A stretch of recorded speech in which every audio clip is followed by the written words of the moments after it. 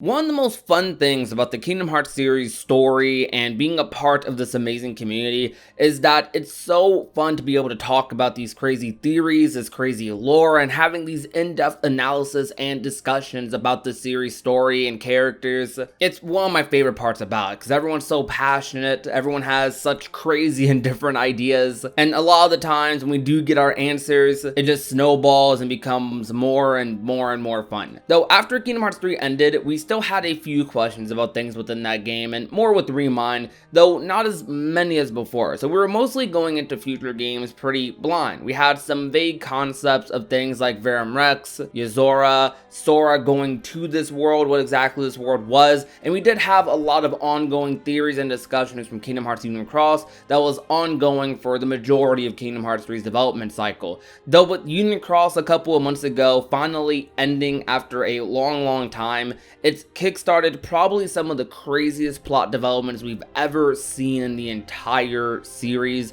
and it has built up a lot of excitement for the storytelling of Phase 2, of exactly where we're going to be going. We got crazy things like the player being confirmed to be reincarnated into Master Xehanort, Ephemer being the first Keyblade wielder or Keyblade Master in Scarlet Kylam, the Dandelions and Keyblade wielders who didn't make it out, and this probably being one of the darkest things I've ever seen Kingdom Hearts do. Those Keyblade wielders who didn't make it, they are the Dream Eaters in Dream Drop Distance, which is very cursed and just pure nightmare fuel for the entire Kingdom Hearts series. Now I will not be able to play Dream Drop Distance and look at Dream Eaters to save again. The ending added so many layers, not just to the future Kingdom Hearts story, but also to all of the past games that we had experienced before, making you look at them differently. A lot of these things were completely new story developments that some of us just could not predict. One of those things being the true dandelion. Something that was introduced in the first half of the finale to Kingdom Hearts Union Cross,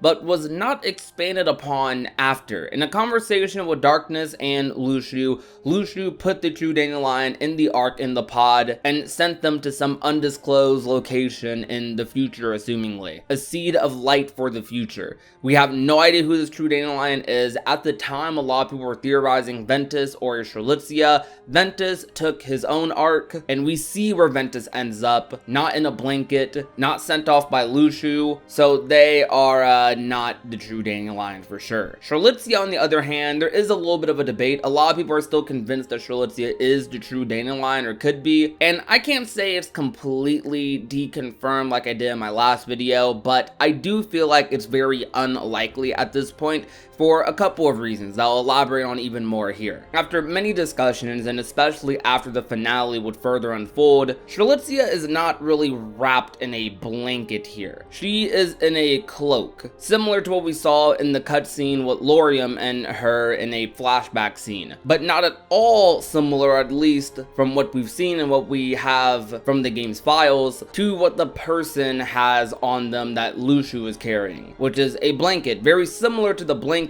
that Xehanort has Ventus in at the beginning of Birth by Sleep. This blanket has like folds and a little point at the end of it, and just looks very different from this cloak that Strelitzia has on. So based on that information, I don't feel like it's super likely for Strelitzia to be this true dandelion. Also, Strelitzia's walking here and being carried by Lushu if that was to be her, which wouldn't make too much sense for me. It would be a little odd, so that's another thing. So if it's not Ventus or Strelitzia, who is it? So the possibilities are definitely up there. Honestly, if it's not Ventus or Strelitzia, it's pretty hard to think it's anyone else who's in Union Cross.